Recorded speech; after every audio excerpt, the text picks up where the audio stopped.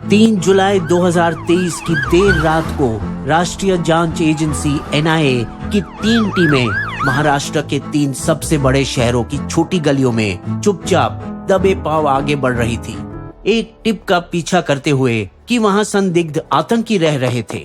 टीमें जब 3 अलग अलग घरों में पहुंची, हर शहर में लगभग एक जैसा ही सिलसिला बीता। जैसे ही नींद से जागे परिवार का कोई सदस्य दरवाजा खोला, हम एनआईए से हैं, घर की तलाशी का सर्च वारंट है ये। बीवी के होश उड़ गए और इससे पहले कि वो समझ पाती क्या हो रहा, एजेंसी के अफसर अंदर घुसकर घर के सभी कोने में फैल गए और सबसे पहले उन संदिग्ध आतंकवादियों को ढूंढा, पकड़ा साले को, जिनकी तलाश में वो वहां आए थे। फिर आतंक के सबूत जोड़ने के लिए घर की तलाशी ली, लेकिन जो ठाणे के घर में मिला उससे देखकर वो हक्के बक्के रह गए। सर जरा इधर आइए। कंप्यूटर पर पाया गया आईसिस का DIY do it yourself kit, जिसमें बम और पिस्तौल जैसे छोटे हथियार बनाने की पूरी जानकारी थी। संदिग्ध था एक जुल्फिकार अली बड़ौदा वाला, जो एक इज्जतदार सॉफ्टवेयर इंजीनियर था एक बड़ी टेक कंपनी में 31 लाख की सालाना तनख्वाह पर, और बार बार कड़ी पूछताछ के बावजूद अपनी कहानी पर अड़ा रहा। कई बार बता चुका, मुझे नहीं पता ये सब कहां से आया। एक टेकी हूं मैं, ऐसा थोड़ी छोड़ूंगा जहां वो पाया जा सके। किसी और ने छिपाने के लिए डाला होगा। बाकी 2 संदिग्ध से भी कोई लीड ना मिलने पर जांच एक डेड एंड पर पहुंच गई, पर सिर्फ तब तक जब 2 हफ्ते बाद पुणे में एक असंबंधित वारदात हुई। 2 कांस्टेबल प्रदीप और अमोल रोजमर्रा रात की पेट्रोल ड्यूटी पर तैनात थे जब उनकी नजर पड़ी कुछ लोगों पर जो मोटरसाइकिलें चोरी करने की कोशिश में थे। पेट्रोल गाड़ी अपनी ओर आते देख चोर भागने लगे। फिल्मी अंदाज में तंग गलियों में उनका पीछा करने के बाद दबंग पुलिस कांस्टेबलों ने आखिरकार उन्हें दबोच लिया। स्टेशन पर उन्हें लाकर वो रजिस्टर में नोटिंग करना शुरू किया, ये सोचकर कि वो छोटे मोटे चोर होंगे। बोल, तुझं नाव काय?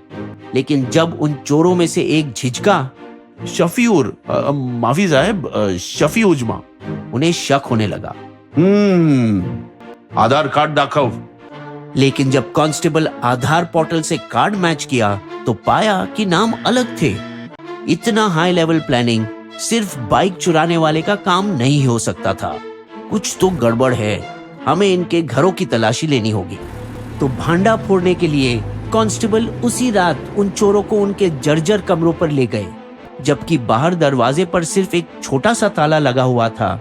अंदर का एक दरवाजा काफी मोटा था, जिस पर एक विशाल लोहे का ताला पहरेदारी कर रहा था। चोरों में से जब एक यूनुस को दरवाजा खोलने का ऑर्डर दिया गया और सभी पुलिस वाले का ध्यान दरवाजे पर था, ये सोचते हुए कि अंदर क्या होगा, बाकी 2 चोर पुलिस को चकमा देकर भागे और एक मोहम्मद शाहनवाज आलम वहां से फरार होने में कामयाब भी रहा। क्यों भागे वो जाहिर हुआ क्योंकि अंदर ऐसे घातक सामान रखे थे जो पूरे पुणे शहर को उड़ा सके। एक हाईटेक ड्रोन, देसी कट्टा पिस्टल, आईडी बम, केमिकल पाउडर, फर्जी आधार कार्ड, सिम कार्ड और फोन, और कई चोरी की गई बाइकों की चाबियां। जब महाराष्ट्र ATS, आतंकवाद विरोधी दस्ते और NIA को बुलाया गया, तभी पता चला कि अनजाने में पुणे कांस्टेबलों ने खोज निकाला आईसिस से प्रेरित अल सूफा का भारतीय आतंकवादी स्लीपर सेल, और हिरासत में लिए गए पुणे के 3 बाइक चोरों में से 2 NIA के मोस्ट वांटेड लिस्ट में थे, जिसके सिर पर 3 लाख रुपए का इनाम था।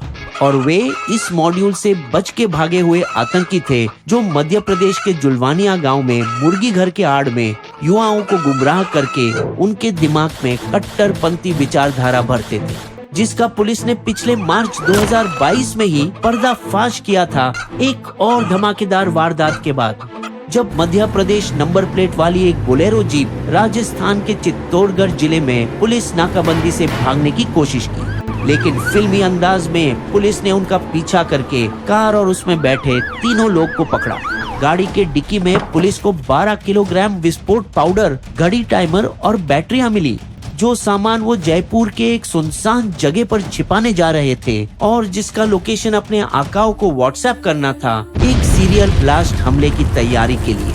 हालांकि खबर मिलते ही पुणे बाइक चोर इमरान और यूनुस MP मुर्गी घर से भागकर पुणे चले गए, जहां जुम्मे की नमाज के बाद वो तबलीगी जमात के एक कार्यकर्ता कादिर पठान से मिले, जो स्लीपर संगठन का हिस्सा था और जिसका काम था आतंकवादियों को रहने के लिए सुरक्षित जगह देने का, और जिसने दोनों को भी पुणे के कोंडवा इलाके में एक पुराना सा मकान दिया और अपने ग्राफिक डिजाइन स्टूडियो में 8,000 रुपए की नौकरी भी दी ताकि वे एजेंसी के राडर से बचकर रहे।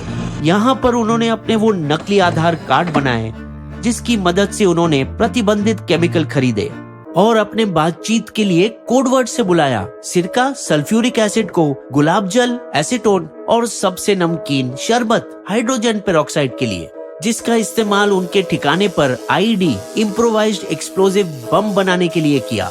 एक दस्तावेज से सीखकर जिसे रेसिपी का कोड नेम दिया था, वही आईडी डिजाइन पेपर जिसे पुलिस ने पंखे के अंदर से ढूंढ निकाला 2 महीने बाद उनके किराए के फ्लैट में।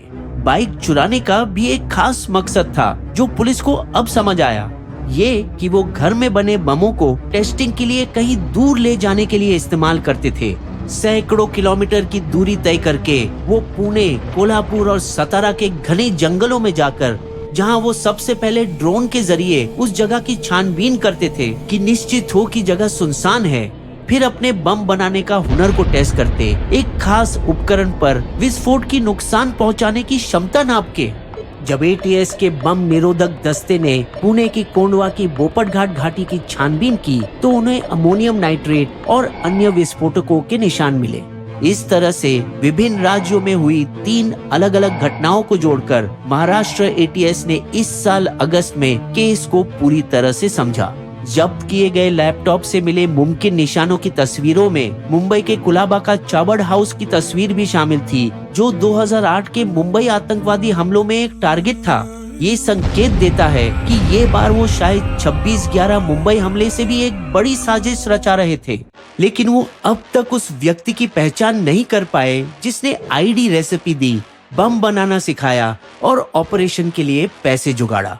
एटीएस इस पूरे ऑपरेशन का मास्टरमाइंड तभी पता लगा पाया जब सभी के कॉल रिकॉर्ड की जांच पूरी हुई और इनमें एक कॉमन फोन नंबर मिला जिससे सभी जुड़े हुए थे, और वो कोई और नहीं बल्कि टेकी जुल्फिकार अली बरोड़ा वाला था, जिसे एनआईए ने सुबह सुबह वाली रेड में पकड़ा था।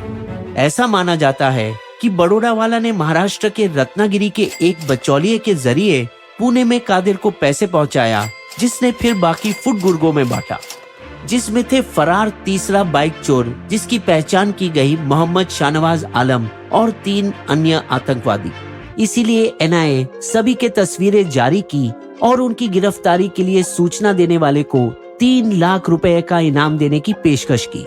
उत्तर भारत में 200 से भी ज्यादा जगहों पर छापे मारे गए, जिससे कई गिरफ्तारियां हुई और आतंकियों के स्लीपर सेल पर जानकारी का बड़ा खजाना हाथ लगा।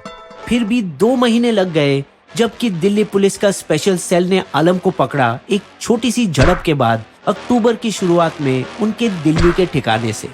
जांच कर रहे आतंकवाद विरोधी अफसर हैरान रह गए उसकी काबिलियत से, कैसे वो साधारण केमिकल का इस्तेमाल करके खतरनाक आईडी बना सकता था। ये भी माना जाता है कि वो कई सारे छोटे स्लीपर सेल के ठिकाने पर जाकर वहां बम बनाना सिखाता था। यही वजह थी कि पहले उनका टेस्ट जंगलों में करने की जरूरत थी। आशंका है कि आलम का आका फरातुल्ला गौरी और उसका दामाद है, जो 2002 अक्षरधाम मंदिर और Hyderabad task force office blast के बाद फरार हुए थे। ऐसा माना जाता है कि वो आईएसआई के संरक्षण में पाकिस्तान में रहता है, जहां से वो नफरत भरे भाषण द्वारा युवाओं को आतंकवाद के लिए ऑनलाइन भर्ती करता है। मुमकिन है कि भारतीय नागरिकों का इस्तेमाल करके पाकिस्तान की आईएसआई भारतीय आईसिस का मुखौटा बना रही है, ताकि वो अंतर्राष्ट्रीय जांच और एफएटीएफ प्रतिबंधों से बच सके। इस सब में सबसे ज्यादा परेशानी की बात ये थी कि कई सारे संदिग्ध अच्छी तरह से पढ़े लिखे थे। शाहनवाज आलम मैकेनिकल इंजीनियरिंग में बीटेक था, उनका सहयोगी अरशद वारसी एमबीए और जामिया से पीएचडी कर रहा था, जबकि रिजवान अशरफ आईटी बीटेक था। उतनी ही चौंकाने वाली बात पुणे के एक प्रसिद्ध डॉक्टर की गिरफ्तारी भी थी मॉड्यूल में शामिल होने के आरोप पर। 2015 में एमपी के रतलाम में पहले आईसिस मॉड्यूल का भांडाफोड़ होने के बाद से ये समस्या देश में फैलती जा रही है और पिछले 1 साल से कर्नाटक, केरल, यूपी, बिहार और झारखंड में ऐसे सेल पकड़े गए। मौजूदा मामले में स्थिति ये है कि बहुराज्य ऑपरेशन होने के नाते एनआईए ने महाराष्ट्र एटीएस से ये केस अपने हाथ में ले लिया और जांच जारी रखी है। बिस्बो की शायरी रची थी आतंक की एक भयानक साजिश। आग लगने की देरी थी बस एक ही माचिस, लेकिन खड़े हैं हम तैनात पूरे जिगरो जान के साथ। पकड़ जाओगे करो चाहे लाख कोशिश। हमारे वीडियो कंटेंट के सारे स्रोत आपको डिस्क्रिप्शन में भी मिलेंगे।